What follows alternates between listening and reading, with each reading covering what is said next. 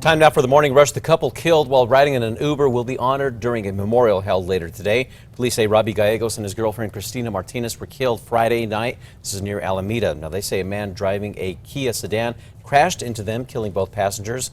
Police are investigating whether the Kia driver was drunk or speeding. Chris. David, our next big weather maker is actually going to be tomorrow afternoon. We're going to see a backdoor cold front work its way in from the north and the east. Could see a few non-severe showers and storms from Las Vegas up to Raton, and a few snow showers in the Sonora to Crystal Mountains above 9,500 feet. Crystal? One of APD's most wanted expected in court this afternoon. Ephraim Bashir turned himself in last week after allegedly shooting his girlfriend. Today, a judge will decide if he will remain behind bars until trial. Police say he's related to Darian Bashir, the man accused of killing UNM baseball player Jackson Weller. Oklahoma is heading to the courtroom this morning in a lawsuit against prescription drug manufacturers. Several states, including New Mexico, have filed lawsuits against drug makers like Purdue Pharma. That is the maker of prescription drug OxyContin. But Oklahoma is the first state to actually get their case to trial. Climbers this morning are expressing concern over the recent deaths at Mount Everest. They say overcrowding and a lack of training is to blame. This comes as the death toll has now climbed to 11. This is due to a record number of people trying to use a brief window of good weather to make it to the top. Also happening today, local law enforcement agencies will conduct an active shooter training at Valencia High School. School officials are warning neighbors not to call 911 if they hear gunfire or see what looks like real smoke.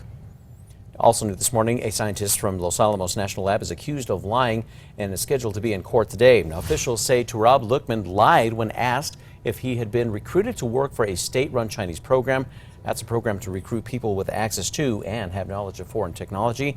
If convicted, Lukman faces up to 5 years in prison. A stretch of the southern border wall is up this morning as a private group called We Build the Wall says they've begun construction on a mile-long stretch near Sunland Park, New Mexico.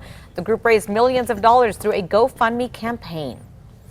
Albuquerque Fire Rescue will be adding more patrols to respond to any kind of high risk along the Bosque. Right now, AFR is patrolling 29,000 acres of open space, coming up with escape routes and testing out new equipment. Other concerns include dense grass posing a risk for fire. More patrols are going to be added. This is all ahead of the 4th of July holiday. Chris. Yeah, David, let's take a look at that Metro Threat Index. We actually have it at a 0 today because it's going to be pleasant out there. We're talking about temperatures in the low 70s and only a very light breeze, generally less than 20 miles per hour. Crystal? New this morning, TSA now giving the green light for an FDA-approved epilepsy drug containing cannabis to be brought onto flights. After updating what can be brought on planes, some forms of medicinal marijuana can be brought on board or in checked luggage. TSA says it's learned of a drug containing CBD oil for kids with epilepsy. Happening today, a tribal committee will soon take a vote on whether to accept a 150-year-old document.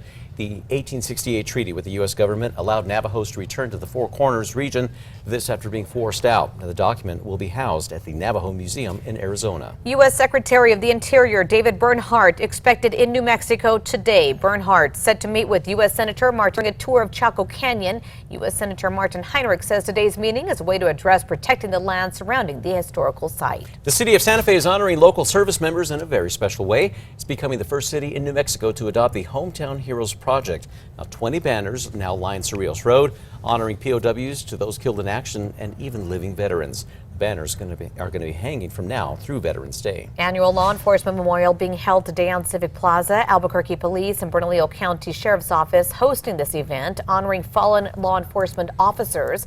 Today's memorial is scheduled to begin at noon. Looking ahead, in a few weeks, CNN will be running one of the fastest Wi-Fi networks here in the country. Known as Optipulse, the box sits on the roof of the CNN building and beams a laser that carries internet data roughly 100 times faster than a 4G cell phone connection. Officials say in the future this could help rural communities in our state. Right now, City is offering free Uber rides as an incentive to keep people from drinking and driving during ABQ Beer Week. The offer runs through Sunday. Just use the promo code ABQ Beer Week 19. The first 1,000 will get a ride credit of up to $10. The Isotopes are now preparing for their last game against the Sacramento River Cats today. The Topes are coming off a tough loss yesterday. That's a 12-5 score. They're hoping to snag a win tonight as they try to not get shut out in the Game 4 of the series. First pitch is slated for 6:35. Chris. David, let's get a look at that morning drive out there. Right now, not too bad. All green on I-25 as well as I-40. That's great news after an extended weekend. You can see our News 13 tracker is headed eastbound on I-40 at this hour. Crystal. Burger lovers rejoice. Today is National Hamburger Day. Americans eat more than 50 billion burgers every year, accounting for almost half of all sandwiches sold in the U.S. Dairy Queen celebrating. You can get a free burger with the purchase of a malt or a shake by using the DQ mobile app. Making us hungry. I know. All right, 5 facts coming up in 90 seconds. Time now for the 5 facts. We start with number 5 here. City of Santa Fe honoring local service members in a very special way, becoming the first city in New Mexico to adopt the Hometown Heroes Project. The project posts pictures of 20 honorees, including active military, veterans, those killed in action, and POWs along Cerrillos. Don Christie, a local veteran, spearheaded the project. At number 4, the National Weather Service will continue looking at storm damage today left behind by Sunday's severe weather in eastern New Mexico. Officials out yesterday say that it's still too early to figure out how strong the confirmed tornadoes really were. Residents in Roosevelt County cleaning up as massive hail and damaging winds also hit the area.